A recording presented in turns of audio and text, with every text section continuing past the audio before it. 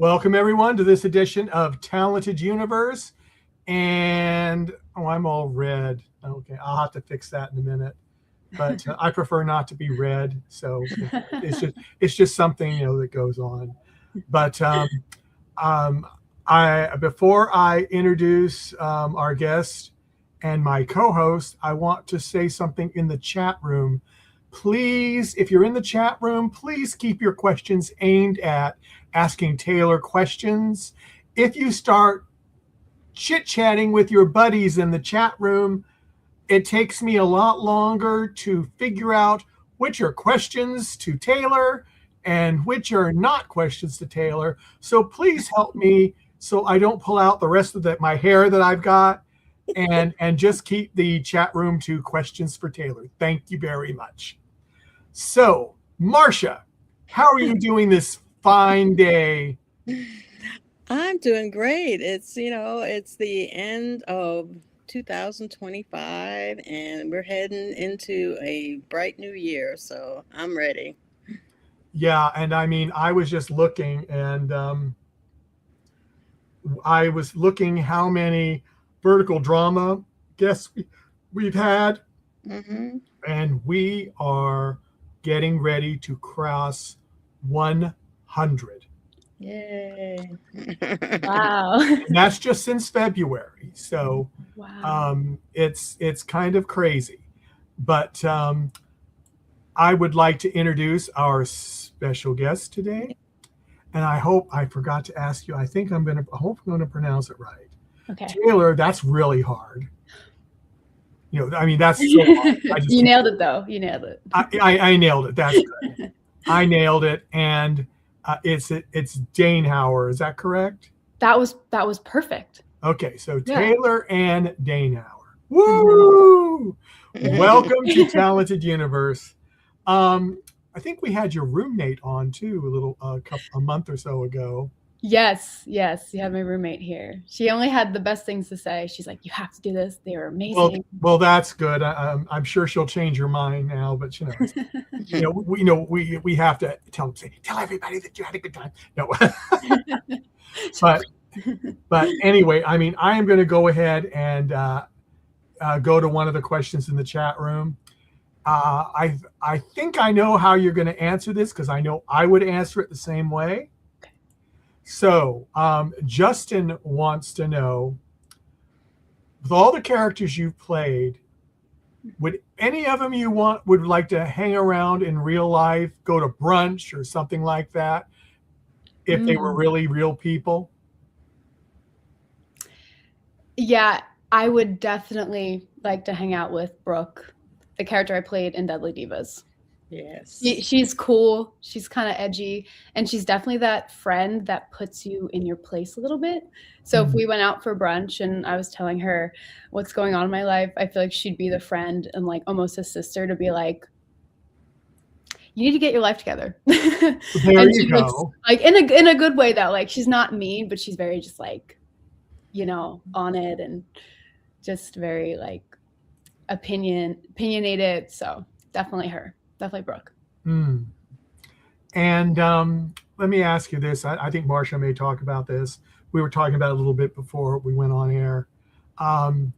Your movie, you fired a fashion icon. Yeah. Now, I mean, that was crazy.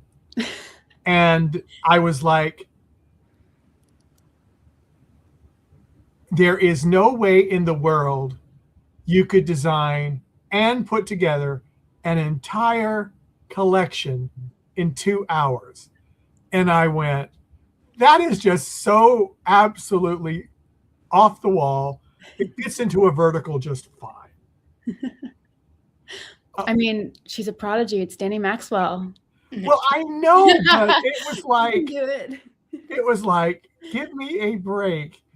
And I don't know. I just thought that was hysterically funny. I mean, it's just like, really? 2 hours? And like she's using like the chandelier and like the curtains. Like she's using like, I love that. It's so creative, for sure. Yeah, I mean, it's like Okay, this is a good one from Ryan Hey, Ryan. Ellis Baker. What's your go-to process for getting into your more unhinged characters? Oh, I love this question. So, I feel like the unhinged characters are actually much easier for me to get into because I'm not really like an unhinged. I don't think I'm super unhinged in real life, but it's just easier for me to just step into this like bold energy where I'm allowed to yell or just be like, I don't know what I'm doing, but it's fun and I'm just finding something along the way. Like when I play more of like a nice girl character or a character that has more logic, I actually find it harder. Like I feel like I have to hold back a little bit. I like to kind of have this bold presence, and I think my background being a dancer, it's like once you start dancing, you're dancing and you're giving everything. So that's how I feel when I do these unhinged characters. So I don't ever want to like predict anything I'm doing. So when I'm doing my process and like my, getting into the character, I make sure that I'm just letting it be very unpredictable. And it's like, okay, this scene tomorrow on set is going to be a surprise for me and everyone else. And I just keep it at each take. I don't judge it. I just kind of like let it. That's what happened in that take. She's unhinged. There's no, she's not supposed to act this way or this way. It's like, it's supposed to just be dramatic and how it is. So I love unhinged characters, actually. I love playing them. I'll play them anytime, any day.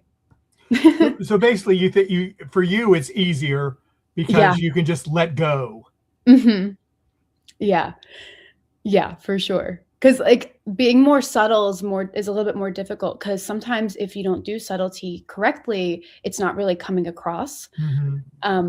So you have to be very particular about what you do, and I think I have to put more process into that and more planning into like, okay, like she feels this, how can I show it really subtly? When like the bigger characters or the unhinged characters, they can just throw their arms or, raise their voice or just do something more with movement and freedom. So yeah. Well, that is cool. This is the last question before I'm going to go to Marcia. Elizabeth Gallo says, if you could star beside any famous actor today, who would it be?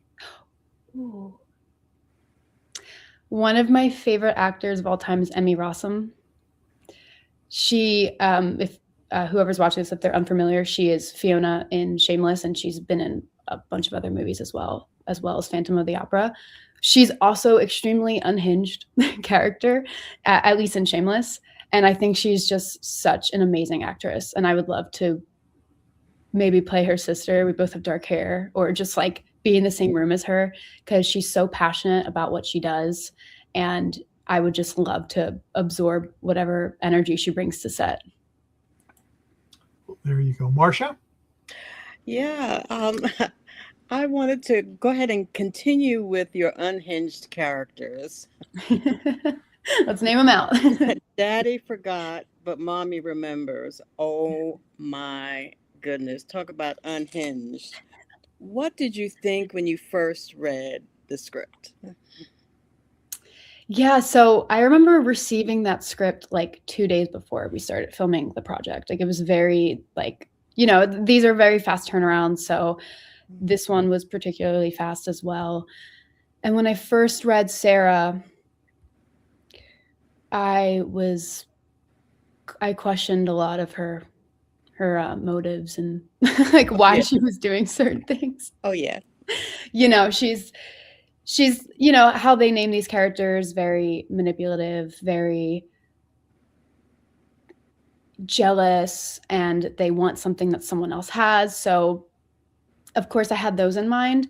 Sarah was a bit of a challenge for me at first because there's a few scenes where I really didn't, agree with what she was doing. And so it was more of like okay, how can I figure out and how can I like enjoy this? Like there's a scene where, the main actress, I forget her name in the thing, but Sammy in real life, I summoned my henchman to beat her up. And I remember that day on set, first off, I think Sammy's like the sweetest person I've ever met. And I like love her. And I was like, she was like one of the only people I felt really bad being a villain to, because she's so sweet. So I remember that scene in particular was really difficult for me, because I was kind of feeling like I was like getting too much of like Taylor brain, and like I wouldn't want anyone to get beat up ever, especially, this person. So yeah, so Sarah, it was a bit of a challenge, but I think at the end of the day, I,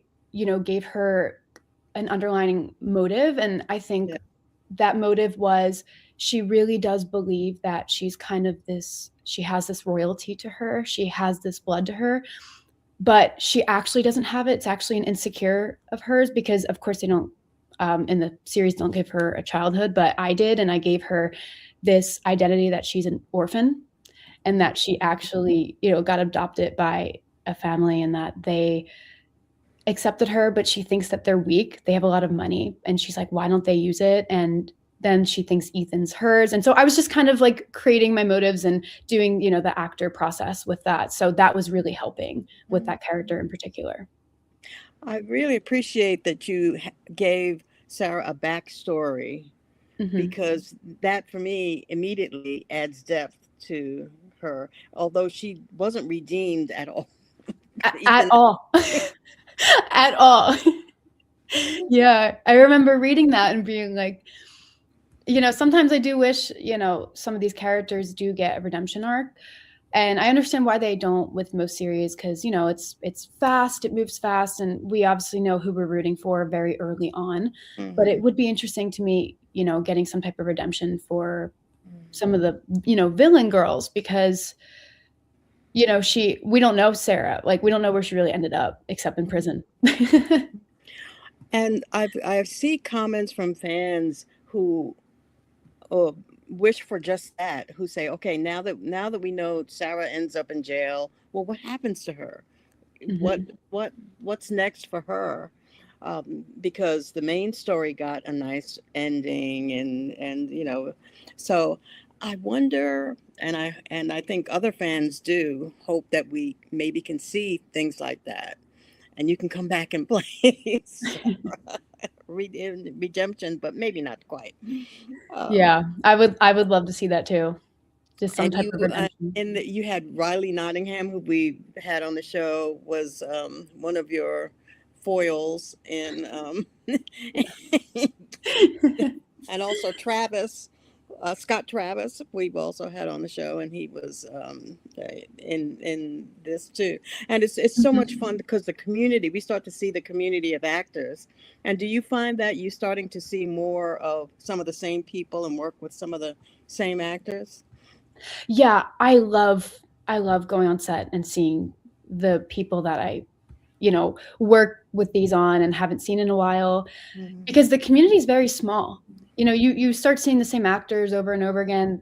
And if anything, like now it's getting even more niche than it was. Like they only really want people that, I guess it depends on the production, but what I'm seeing is they kind of want people with experience. They want people that have done a lot of them. So it's getting even, more gated in a way. So it's really fun. I've actually worked with, Scott's done like 50 or 60 articles. He's probably done the most out of anyone I've ever met. And I actually had worked with him in December, and I hadn't seen him in over a year until I worked Daddy Forgot But Mommy Remembers. And so it's just like a nice reunion. And then even Riley, I actually worked with Riley on a feature film a few months back, and then we saw each other on this set. So it's like, it's very fun to see each other. And because we get so close in these like 10 days we work 12 hours, we're together all day. And then we just get off the project and we don't see each other. So it's you'd have to really go out of your way to see people, but it's really nice to see them again on set. One of my other friends, I worked with him in China. And then a few months later, I worked with him on a Lifetime set. And so it was really fun to see him again, be like, what's up? And be like in that like vertical community. When I look at, I guess it's coming on, of course, we look at social media and look for photos and things. And I saw a little video that you made of you apparently had gotten short notice on a part and or you were packing and throwing something. Well, was that for real or was that kind of Yeah, that was 100% real. I had booked a project through my agent, and my agents are amazing. I love them. So they had gotten me this role in Vancouver in Canada, and I was ready to go. It was like I had packed everything, and then within 2 days they were like, actually, like we're just gonna like go in a different direction after all the paperwork and stuff. And I was like, okay. and it's moments like that that, you know, they're not amazing, but you kind of just as an actor you have to be really like resilient and kind of say, okay, didn't work out. Maybe it didn't work out for good reason.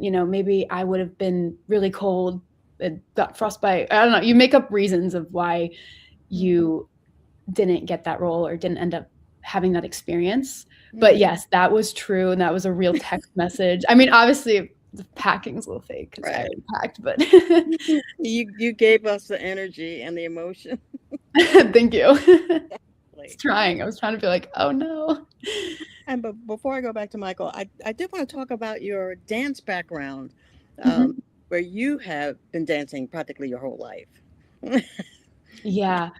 Yeah, I've been dancing since I was 5 years old, so it's been, like, almost 20 years-ish. It's just crazy to me. I originally just wanted to be a professional dancer, and I went to theater school, and then that's when I picked up acting, but I didn't pick up acting till I was, about 19.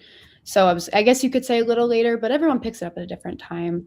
But I love dance so much, and I think being a dancer my entire life has taught me so many lessons and helps me in every single thing that I do, especially with long days on set. It's hard being in heels all day long, but I'm like, it's harder to be at a rehearsal in heels all day long. So it's really prepared me for what I'm doing now with my life. And I still do it all the time. I don't have as much time to work jobs dancing, but I still have it as a hobby, and I'm trying my hardest to book a vertical where they allow me to dance. I've been trying to do it for months. I'm like, please let me dance. Please let me dance. Any style, any style. So hopefully soon. I'm manifesting it for 2026. But yeah, love it. Love dance. Yeah, I even saw your what I think was a graduation video that you have on YouTube that kind of showed your progression as a dancer over the years. There was some of you as a child and some as in your with your colleagues, and it's so much fun to add those bits to the actors that we have come to enjoy on verticals and other things. And so I'm going to go back to Michael because I know we've got some stuff going. Got a few little odds and ends. This is from Andrew DeBurrow, at someone you know. Yeah. Okay. Congrats on your success. Was there a particular moment you remember where you knew you wanted to be an actor, or did it happen over time? Oh, it's a great question. So I think when I reflect just on my life and growing up, I always kind of knew in the back of my head I wanted to be an actress. But I was dancing. So I always had some type of element of performance that was very important in my life. But I wasn't acting growing up. And when I decided to move to New York City and attend my college, like a musical theater program, I started with acting classes. And the minute I just started learning lines, and I was just connecting with the material, and I was like, this feels really right for me. And it was like a different type of passion that I had found. And I think since starting acting class, it was kind of like how can I do this more, and how can I make this more a part of what I do and be the thing that I do. So I think there's always been a knowing in my head that I wanted to do film particularly, but it didn't really express itself until I, moved away from home and I was in a different environment and I just tried. Yeah. Let's see. Let me go to the other question. Wait a minute. Okay. This is from Alexander Quesada. Congrats, Taylor. Across your career, what was your most happiest, hardest, or memorable day on set? Ooh. I mean, I try to approach every day on set to be my happiest day. But I think I'll answer this question with hardest day, because those are the days that you really grow. Good way This to was put it. actually, it's going to be a year now, when January comes, that I was working in China. And I had worked 2 projects out there. The second project that I worked was in the north of China.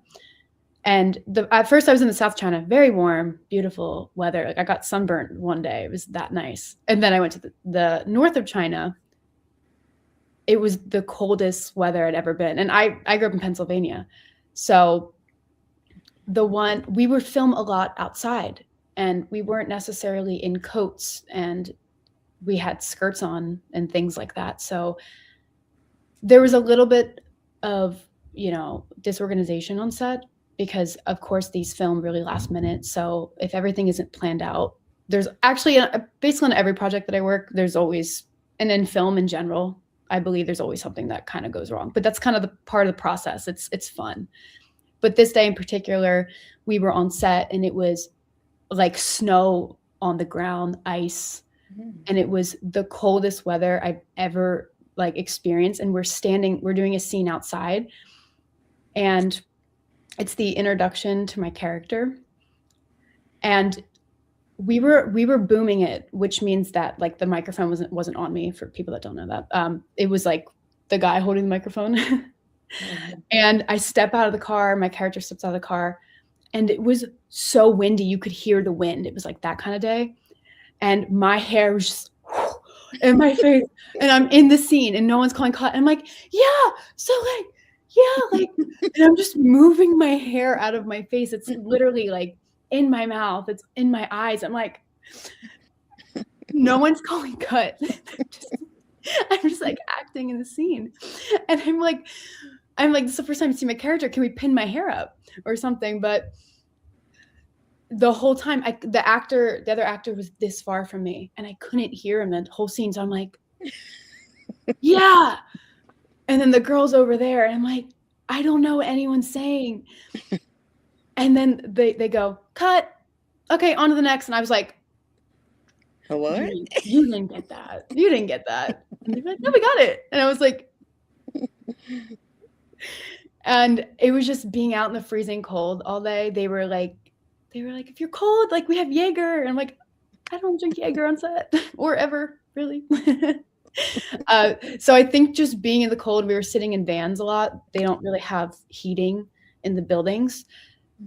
And being there all day, I had first scene of the day and then the last scene of the day. So just being in that cold between takes and not really getting to, do what I want to do and act and have, because it's everyone's freezing. You kind of just get the take and have to move on.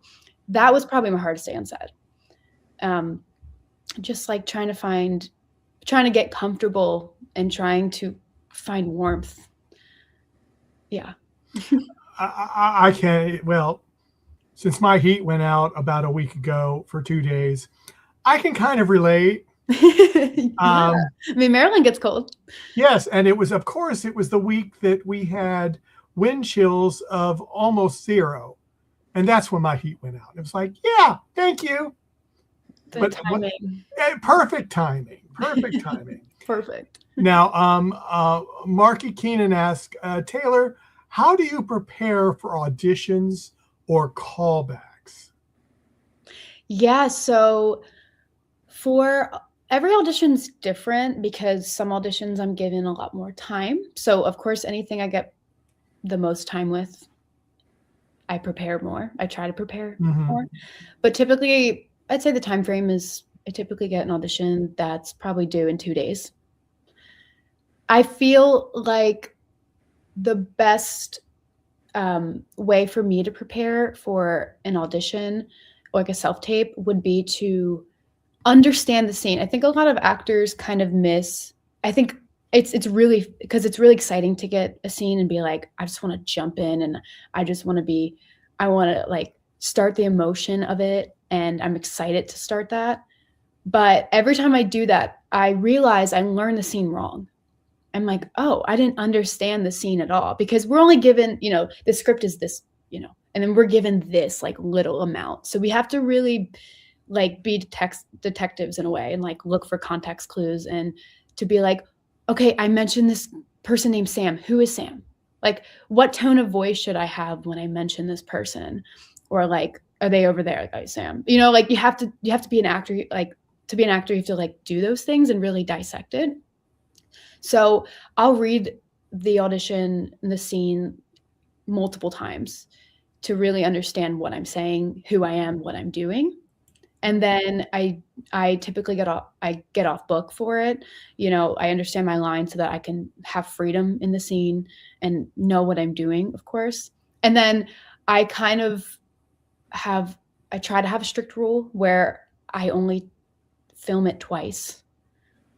And I typically end up submitting the first one because it's the most authentic, because you kind of get in this actor brain where you can do the audition 15 times and you're realizing like it just has no newness to it. It doesn't feel like the first time you're saying these words when, in real life, whenever you typically have a conversation, it's typically the first time you're ever saying these words. So you have to find that, but you can't over practice. So that's why the preparation is really important. It's like prepare and then just kind of let it go. And typically you only really get, especially with verticals, you only really get 1 to 2 takes on every scene. So it's kind of, I think it's a good muscle to practice. And I try to do that with callbacks, because callbacks, they may have you do it 15 times or just once. So you have to be prepared to do both. Depends what they want. Yeah. Mm-hmm. Yeah. Well, I'm going to do one more question, then I'm going to go back to Marcia, and then I'll go some of these other questions. Let's see, Dominic Bertone. I hope I said that right. Congrats, Taylor. I love your verticals. My question is, what has been one of your favorite scenes you have filmed, and why? Ooh.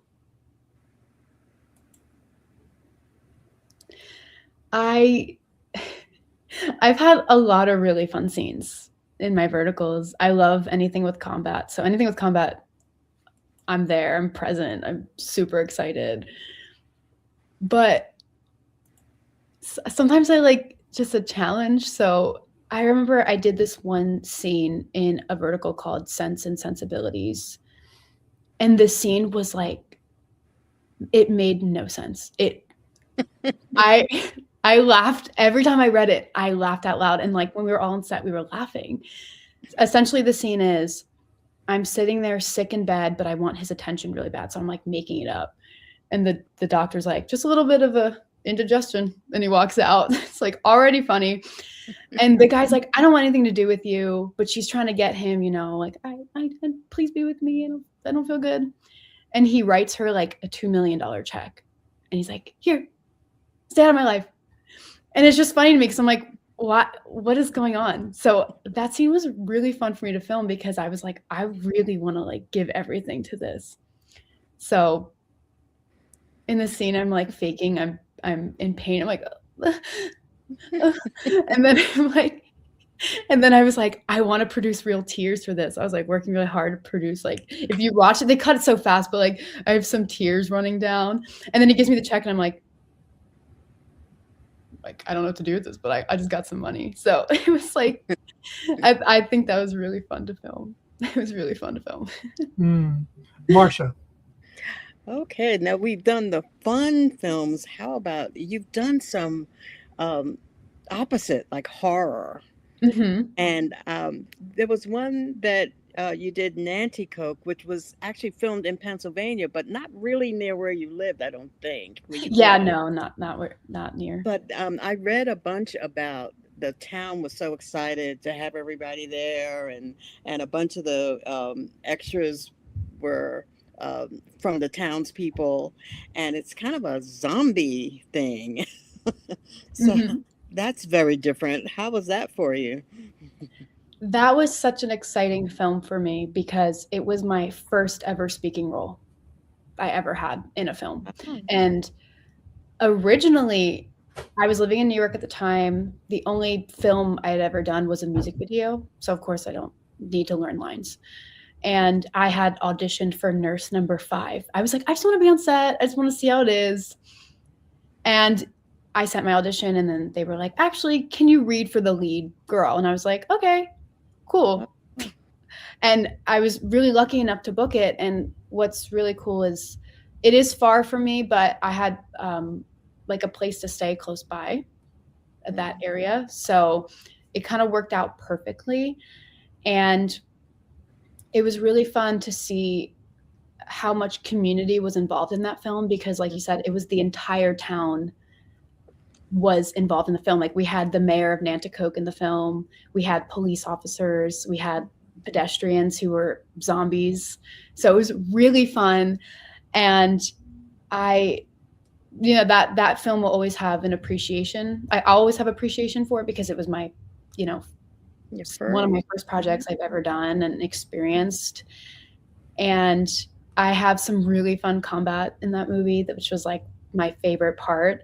And just recently, we filmed that like 2.5 years ago now. It's been a long time, and it just recently came out on Prime Video and Tubi, which is the first streaming platforms that I've been on personally. So it's been just really exciting to see it all happen and get support, especially from the town. And it's a small town. It's like, I believe the population's like 28,000.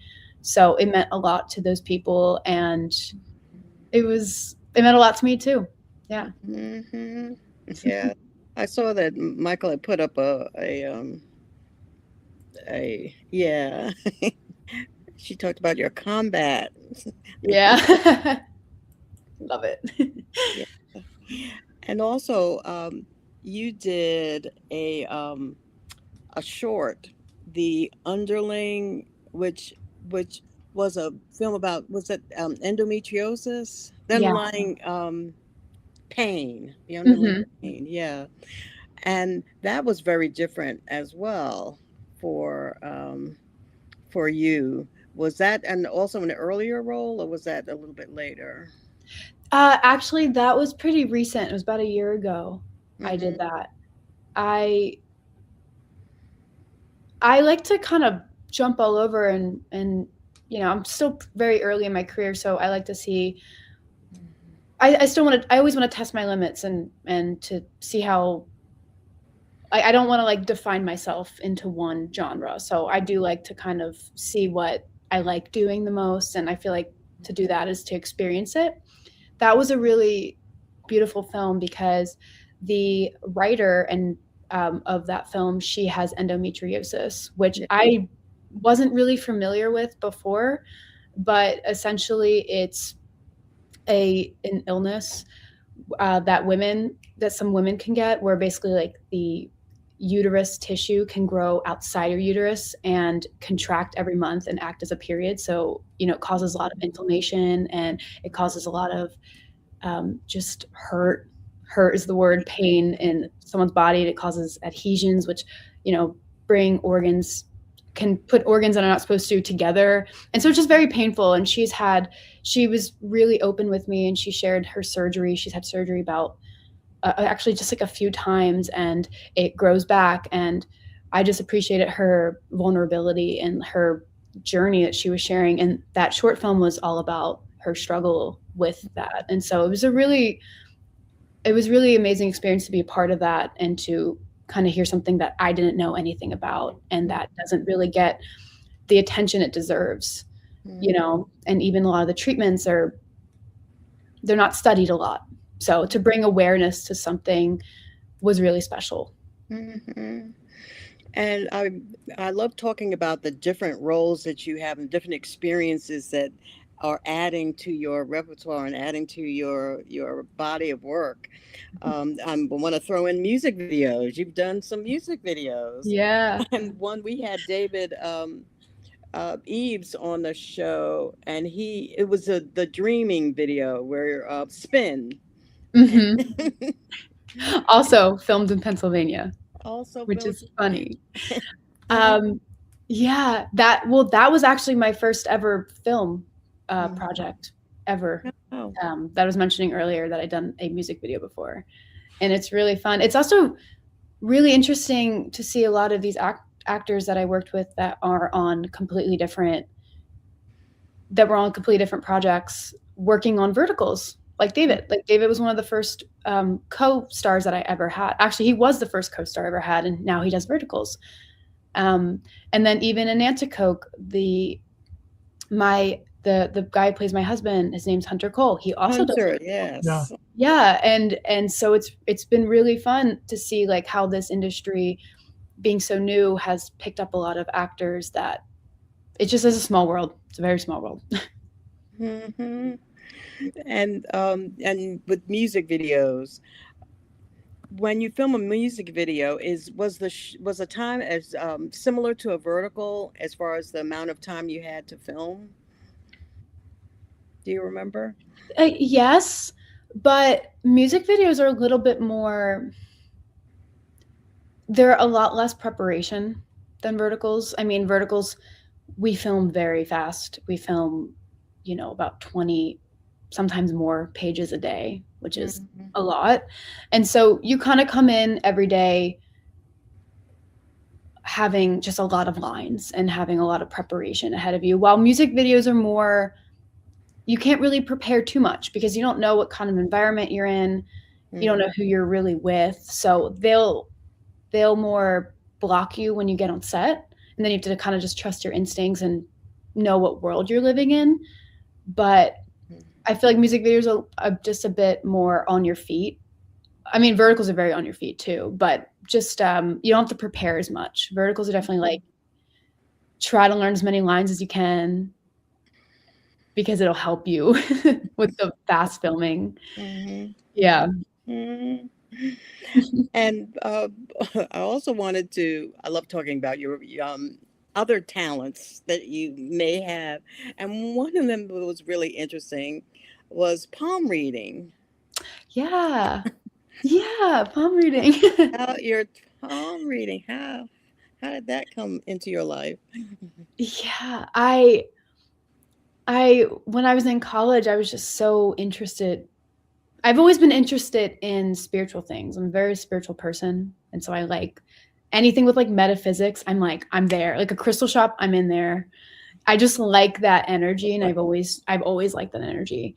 And Yes. palm reading was always just interesting to me because it's like we look down our palms every day, but we don't really think about maybe what it's reflecting to us because everything reflects something to us if you really think about it. And I just picked up a book and I started learning about the lines. You have like the four major lines, and then you learn about the mounts like on your palm and how they're different on everything. So that was just like a kind of like a hobby I had. And also at the time I was a dancer and I was like, well, if I book a cruise ship, they always want special skills and that could be great too. In your off time, huh? Yeah, exactly. It's like I work two jobs. So that's always been interesting to me, but I typically don't tell people I can do it because I used to like, in college I'd like go to hangouts or parties and there'd be like a line of people asking me to palm read them. Not that I don't want to, but you get to be like, all right, I don't I'm not that good at it. Like I just kind of Hmm. know the basics and I'd say I'm pretty intermediate, but I love palm reading. I think it's so interesting and So we want to see that in a vertical. Ooh, Hmm. ooh, should hire me. Michael, did you want to take it, or I have? Well, yeah. Then I'm going to take it, and then you'll have your final round, Hmm. flash round, or whatever. Yeah. This is from Gabriel Ortega. Okay. Love you, Taylor. Number one fan. Where's one of your dream locations for a set? And I guess that's where maybe you'd like to go, or Yeah. you've been and you'd like to go back again? Ooh. I'm a big traveler. I love traveling. So I love when I get the opportunity to travel while doing what I love and get paid for it. So that's like, my bag is packed. So any Ready place, to are you go. saying? Any place? Any place, but I would probably say somewhere I know I'm not going to go. I think right now on my radar is Australia. You may go there. I mean, you never know. You're right. I could go there, but I would love to film in Australia. Like, I think it'd be really fun. And I think the people are, every Australian I've met is very nice. We've had a lot of people from Australia and the vertical world on our show. That's why I'm like, I think it's Yeah. realistic in terms of like, could be the Yes, next I one. would say it's possible. It's possible. It's Yeah. possible. And this one is from Above Idea Productions. Okay. Yeah, I think that's it. Okay. Hey, Taylor, it's JR. Congrats on your success. And my question is, when has been the most funniest day on set for you? Funniest day on set. Someone broke you up and you just couldn't control yourself, or just the whole situation, what was going on was too much and it was out of your control? Yeah, I think the funniest day on set was, I mentioned this vertical earlier that I had done Sense and Sensibilities. Mm-hmm. The first, I came in, I think I came in the second day first. I came in, my character, she's unhinged. So we're in the unhinged energy. And the first take in the first scene that I do, I pull this necklace off of the girl's neck, and I'm very like, sassy, like that. And I turn around, I'm like, and I like strut down the hallway, and I fully go and fall right on my knee. And I was like, I was so embarrassed because like I wasn't like walking normal either. Like, I just slipped and I fell. And I'm also from the East Coast, so I feel like I filmed this. I now live on the West Coast, and we film most verticals on the West Coast. The people are a little bit different, so I feel like back at home I would have been laughed at. Like, obviously they would care, but it'd be like, "Oh, she fell," but everyone was so concerned. They were like, "Oh my God, are you okay?" And I was like, "Yeah, please laugh at me. Like, I'm embarrassed, please." So I think that was my funniest day on set, because I was giving everything, and then I just got humbled really fast. Right away. Like, on the 10-day shoot. That's a good one. Yeah. Okay, I'm having an issue trying to pull this one up. Wait a minute. Try again. Alexander Casada Show says, what's one location if you could travel for a film project, where would you want to go? You've kind of answered this sort of, but they want a specific place. They want a specific place. Australia is not good enough. As I said, but then again, before I think they wrote the question when you were saying, "Oh, I'd go anywhere. I'd love to travel." Oh, so okay. Maybe that's what I just wanted to throw it up, because they hadn't asked a question yet. But yeah. Besides Australia, is there any other place that you kind of would like to go? Yeah, I would love to go to Rome. Film in Italy. I think I've heard of some friends of mine doing that, and I'm like, that's beautiful. I'd love to do that. And then like maybe some type of island, like Madagascar, or take me somewhere I've never been, like like Thailand. That would be great. They have been filming in Thailand, so that is a possibility. Yeah. And here's the last question we're going to put up for today. This is, and I think you might know this person, Bob Gillis. Who besides your parents is your most influential family members, and siblings don't count either? So is this a loaded question, Taylor? I'm so grateful. I have, that's my Uncle Bob. Thank you. That's what I figured. Yeah. I have, I'm really lucky. I have a big family, and I have a very supportive family. So, you know, family is just the one thing you can really lean on. Mhm. So I have so many cousins and so many aunts and uncles. Like my Uncle Bob is amazing. So influential to me. um, yeah, I would say I would just say a combination of people like in my family. Everyone kind of serves different purposes, but for me, it's just family, friends. It's just about who shows up and who gives you the time of day, and you know who comes on a podcast to come listen to me talk about whatever I'm gonna talk about, whatever you ask me. It's just people that show up really influence me to, you know, and support me. Like that means everything to me, if that answers the question. It does to me. I hope Yeah. it does to him too. Yeah. Marcia, I'll let you do Yeah. your last round of questions. Okay.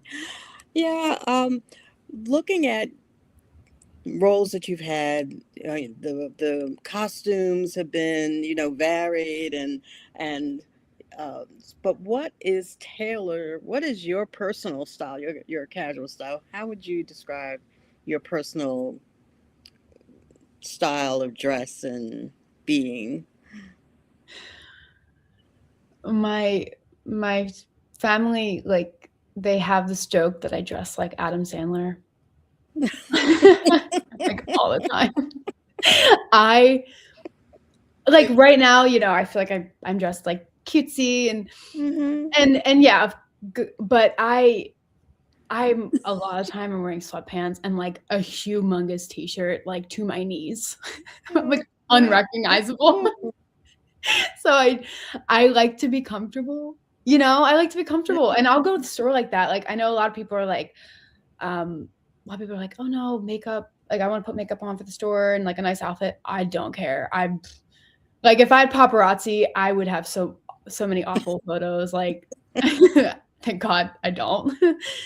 But that's just more my cozy fits. But I like to wear a lot of I kind of change up my style a lot. I don't know. I just feel like I'm I'm not really like this is it for me. I'm always like changing what I wear and having different types of styles. I like to wear a lot of like things like this, or I like to wear a lot of black, Mm-hmm. and I like to wear a lot of rings. So like those things are kind of consistent, but I don't really have like a straightforward style. I change it up a lot. Yeah. Mm-hmm. That's like your characters. Are you ready to jump in? Yeah, exactly. Yeah. Mhm. And probably one of my most fun questions that I like to ask is, um, reality shows are really popular now. There are cooking shows, there are dancing shows, there are quiz shows. If you had to pick a show to be on, what do you think it might be? Could be. Jersey Shore, hands down. I love Jersey Shore. That. I Oh, wow. I know it's not like they still kind of have episodes, but Yeah. you know, I'm thinking I'm, you know, to the like the older things, because I'm kind of close to Jersey. Like we used to spend our summers at the Jersey Shore. I used to go to Wildwood, and I just love Jersey Shore, and I think they would all be really fun to hang out with. So 100% that show, hands down. Honorable mentions would be like any kind of cooking show. I love Nailed It. I would like love to try to bake something so fast and see if I could do it. That's a fun show. I love cooking shows too. I love them. Yeah. that I, and you put yourself out there. Yeah, please, I'm manifesting Nailed It Yeah. appearance. And I think these are all great ideas for verticals. Me too. So, and where do you think or you hope verticals are going? What would you like to see in the next wave? Yeah, the vertical wave has been really fun and interesting because none of us really know where it's going, and most of us, when we first booked our first verticals, were like, what is this? I at first it had labeled, when I first booked my first vertical, it was labeled as like mobile soap opera. So Mobus. I was like, I don't know what that is, but did I just book something huge? And so it's been really fun to see how much this industry has grown in such a fast period of time. And it makes a lot of sense, everyone's on their phone. So why not bring the entertainment to the phone where it's more convenient than, going home and watching TV or turning your phone over. Mm-hmm. For me, I would love to see more genres. I would love to do a horror. I know they've done a few horror verticals, but right now they're very honed into this specific Yes. type of writing. And you get werewolves, you get mafia, you get these things, and they're fun, but over and over we get the same characters, we get the same scripts. And I know for me, like, I don't like playing the same character twice. I feel like it gets kind of stale. And so that's been one of the challenges of being like, I've played something like this multiple times. Like, so I would like to see it go into different genres and have the writing have, a different structure for the writing. Mm-hmm. Where maybe it's still cut short, but it still allows for more storytelling, because a lot of the scenes get cut so much where I feel like a lot of our acting isn't really even shown, because it's just like immediate cut. Because some of these scenes are like 3 minutes and they condense them to a minute. So we just like kind of lose a lot of freedom. So I would like to see that, Mm-hmm. Mm-hmm. more flavor is what I'm going to say, more flavor. And I think fans are ready for new and ready for different. And so, yeah. And we are ready for more Taylor as well. Your fans, hopefully one day we'll get to see you in person and maybe get some autographs, that type of thing. I think that might be something that you might enjoy as well. I would love to do that. That'd be just so fun. Yeah. And I want to thank you for spending time with us. I can't believe that hour has flown by. It is flown. Flown. Thank you so much. It's been delightful. Really. Yeah. Thank you so much for having me. I had such a great time. Now, I saved the most difficult question for you to the end. I'm ready. And you kind of almost answered it with Marsha's last one. Okay. But and she did not use her Wayback Machine. I didn't. So I am going to use it, go back about a year or so when you first started verticals or mobile soap operas, as they were called when you booked your first one.